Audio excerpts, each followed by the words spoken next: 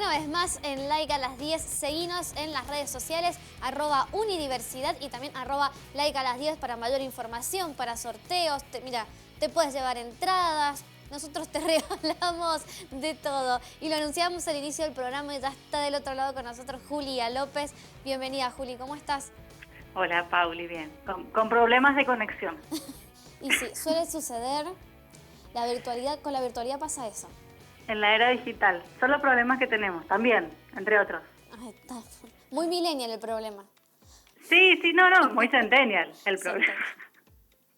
Los millennials lo podríamos haber arreglado a esto, ¿entendés? Pero claro. bueno, tenemos el mundo en manos. No, mentira. De los centennials. Bueno, Juli, mejor día de la semana, te ha tocado aquí en Like a las 10, 2 de julio. ¿Cómo estás? ¿Cómo te trata este viernes? ¿Cómo te trató junio?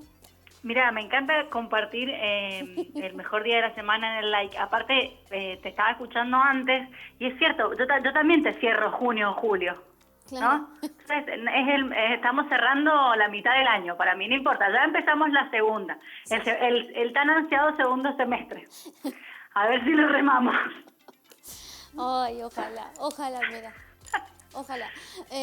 Bueno, Juli, arranquemos entonces con la columna del día de hoy, hablando sobre la semana del orgullo LGBTIQ+, y también el mes y también el día. Bueno, la verdad que junio fue un mes bastante movilizador. Sí, está bueno hablar del Día el Día del Orgullo fue el 28 de junio. Así es. En general siempre se hacen actividades y cuestiones toda la semana, y ojalá se hicieran todo el año, pero bueno, parece que es esta la semana en la que empezamos a recordar los derechos de las personas LGTBIQ, lesbianas, gays, trans, travestis, intersex, queers y también no binarias. A mí, más allá de pensar en la Semana del Orgullo o el Día del Orgullo con tanto glitter y banderas multicolores, me gusta hablar del origen de este día en particular y de estos días de lucha en general. Así que vamos a hablar de un poquito de historia. Pensemos, la década de los 60, la homosexualidad era ilegal en muchas partes de Estados Unidos y por supuesto del mundo, y existía un bar en Nueva York, el Stonewall Inn, que era un lugar amigable, si se puede decir, para personas LGTB.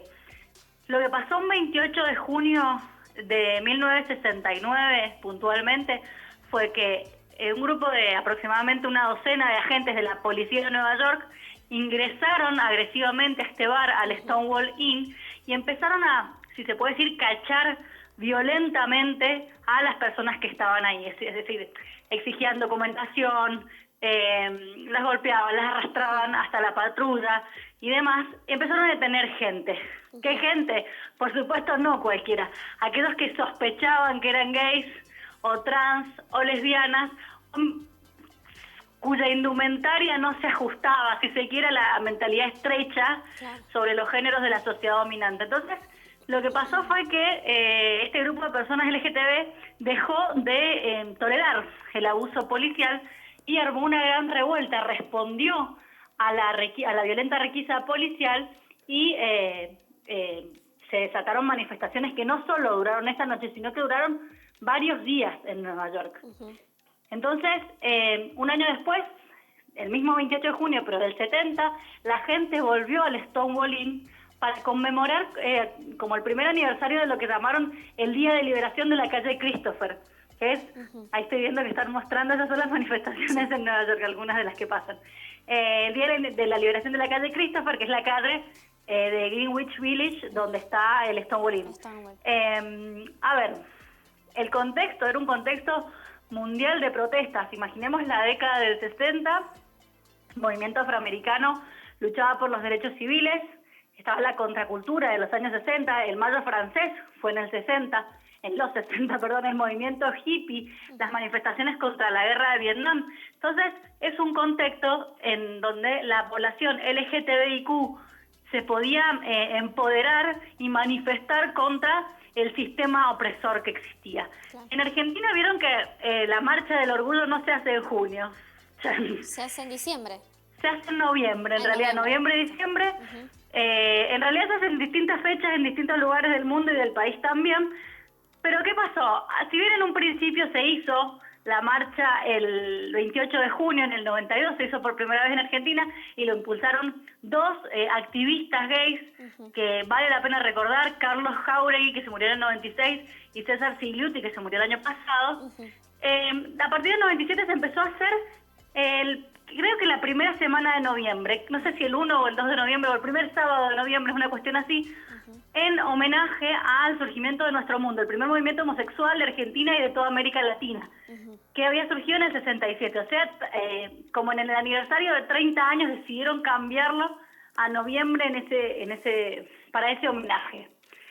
Me parece que Juli, sí, decime. Discúlpame que te interrumpa. Antes de seguir, te aviso que Agos está del otro lado, estás con Home Office. Hola, Agos. Agos, ¿cómo estás? ¿Nos escuchamos o no nos escuchamos? Sí.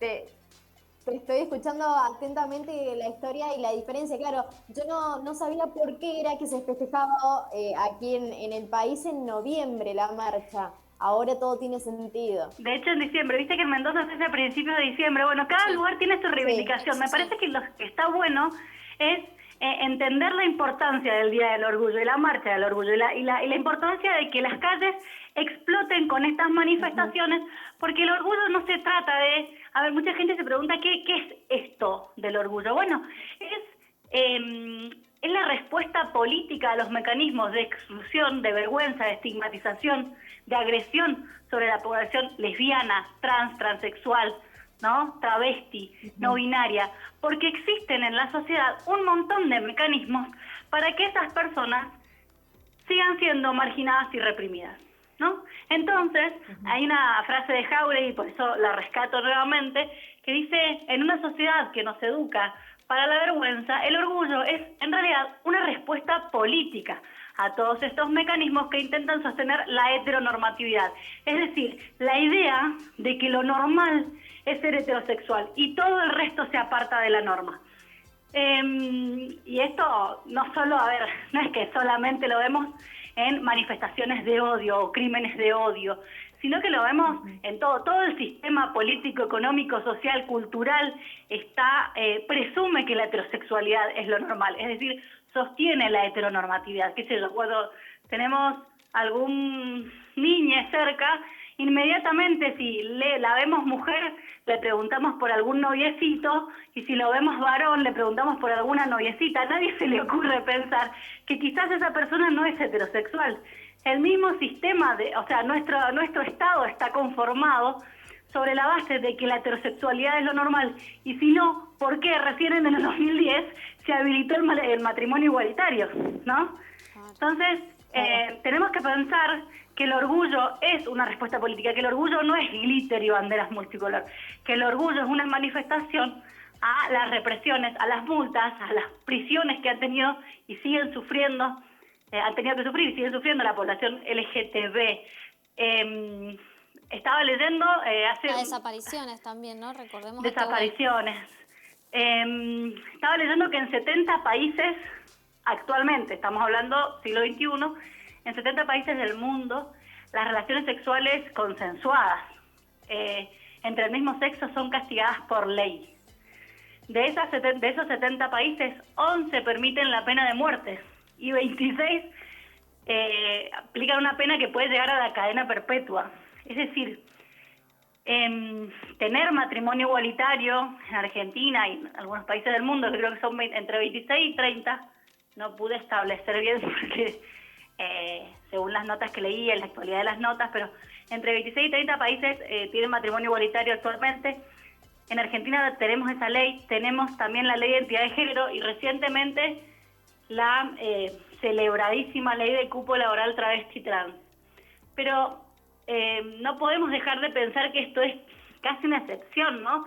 Y que aparte que exista legislación no quiere decir que sea una realidad efectiva para las lesbianas, para los gays, para la población no binaria, para las travestis, las trans. Es decir, se siguen distintos factores políticos, sociales, culturales y religiosos también, hay que decirlo, siguen imponiendo frenos al pleno ejercicio de derechos de toda esa población. Y si no, que nos diga toda esa gente, digamos, que reprime, que limita la diversidad, ¿dónde está Tehuel? Digamos, ¿qué pasa que desaparece la población trans?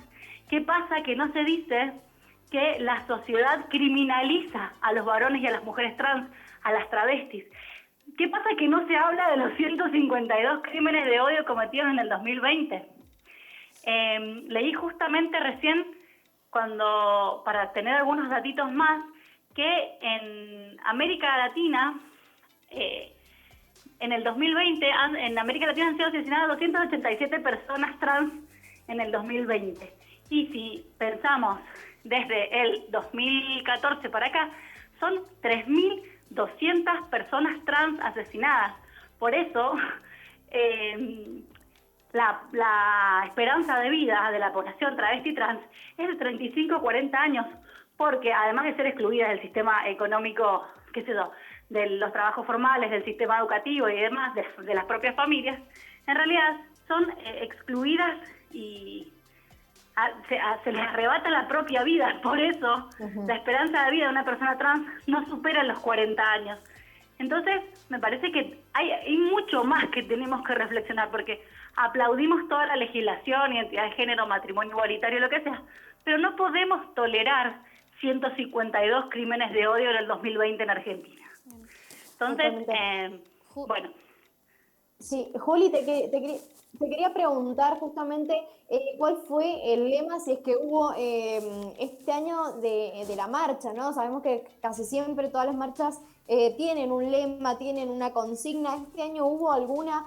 ¿Vos sabés y también que te no quería lo preguntar sé? acerca de eso. Justamente fue hace unas semanas nada más, se aprueba la ley de cupo laboral trans y travesti aquí en el país. Me imagino que eso también tuvo mucho peso, durante todo este mes del orgullo aquí en el país. Mira, vos sabés que este año en realidad no sé cuál ha sido el lema en Argentina realmente, pero al menos entre las personas activistas de redes y también entre organizaciones y demás, yo creo que el reclamo más fuerte en Argentina ha sido ¿dónde está Tehuel? Tehuel de la Torre es un varón trans desaparecido ya hace meses, marzo, ¿no? Sí. Y la justicia no responde y el Estado no responde, y creo que eso habla de mucho. Estaba leyendo que de esos 52 crímenes de odio ocurrieron en el 2020, por ejemplo, menos de 15 tienen sentencias.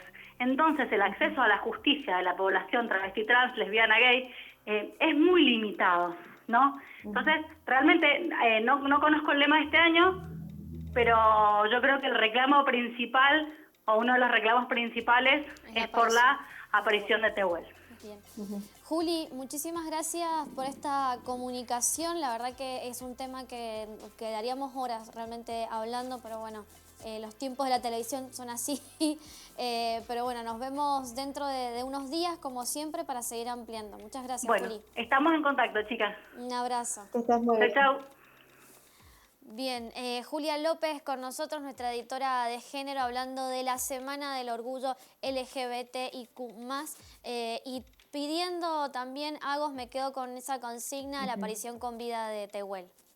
Sí, ya son muchos días, muchos meses que no se sabe, que se hacen rastrillajes, que se sigue una investigación, que se siguen pistas, pero todavía no hay nada certero, no hay nada concreto, no se sabe dónde está Tehuel, y recordemos que desaparece buscando trabajo. Él había ido a una entrevista laboral y desde esa última comunicación que tiene con su familia, donde iba a buscar trabajo, no se conoce su paradero, no se sabe nada más de él.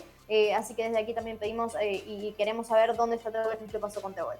Así es. Nos vamos a un breve corte y volvemos con mucho más. Like a las 10.